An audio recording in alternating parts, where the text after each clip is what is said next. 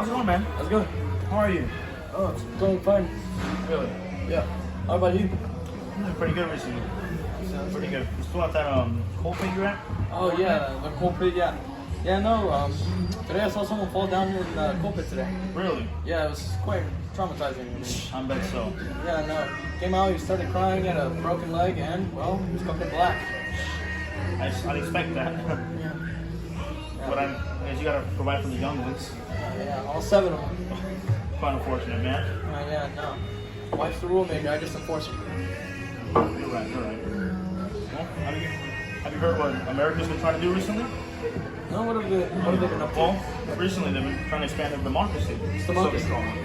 Well, democracy is a system of government run by the whole population, or all the eligible members of the state, typically through elected representatives. Think about it like this: when a teacher asks you to raise your hand to vote on something, the majority rules, right? Yeah, I guess I see where you're coming from. That sure sounds interesting. But everyone would agree with that, but how's that important to us? Well, it's a sort of a new century, and the role of women in American society is drastically changing at a rapid pace. For example, women are working more, receiving better education. They're also bearing fewer children. Okay, I see where you're coming from.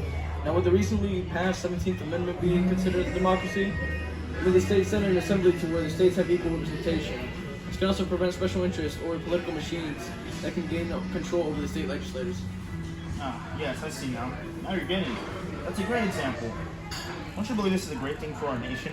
After all, it gives state governments a direct voice in the federal government and budgeting process.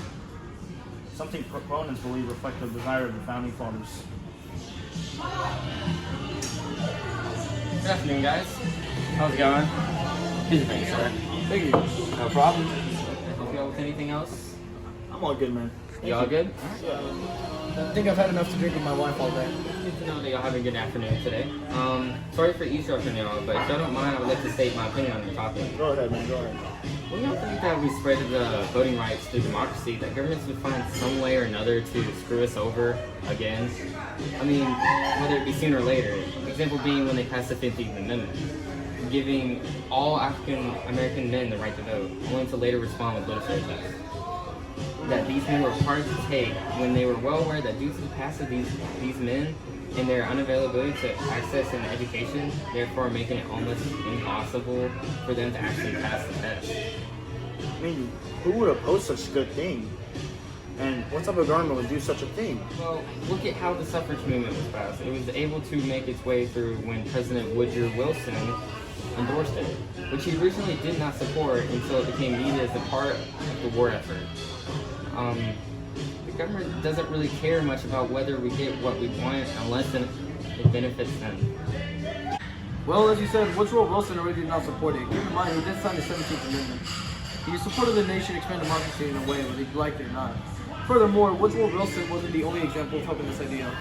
William Jennings Bryan, the United States Secretary of State, supported the 19th Amendment in women's suffrage and prohibition. I can say we all had some good, compelling arguments.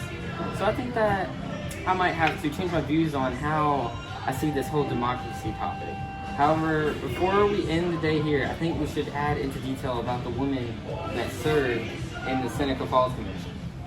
A women's suffrage movement such as Elizabeth Stanton and Susan B. Anthony, who both was a leading figure of the early women's rights movement. They even formed the National Women's Suffrage Association to push for a constitutional amendment giving women the right to vote years later. I agree. In the end, I think that the U.S. is heading in such a great direction.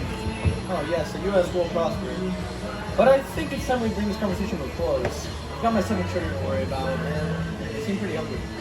I gotta get to work tomorrow morning. Working my farm is an early job. Yeah, I used to own a farm. Yeah. It was great. Early. Yeah. Pretty cool. Well, nice talking to you.